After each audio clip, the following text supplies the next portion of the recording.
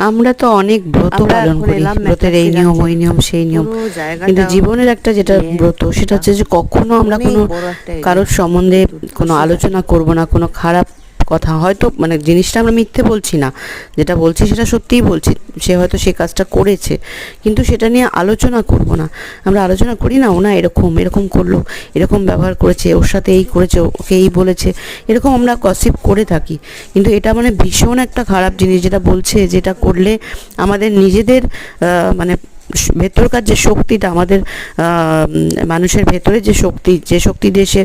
এগোবে জীবনে, সেই শক্তিটাই কমে যায়। কিন্তু আমরা এই কাজটা করে থাকি, অনবরত করি। কিন্তু এটাকে আমরা যদি একটা ব্রত হিসাবে নিই, যে আমরা কখনো বলবো না, যে যত খারাপ কাজই করুক না কেন, আমরা সেটা নিয়ে কখনো গসিপ করবো না, আলোচনা করবো না, কারোর কাছে গিয়ে এই নিয়ে কথা বলবো না, তাহলে কিন্তু দেখবো যে আমাদের জীবনটা একটু বদলাতে বাধ্য।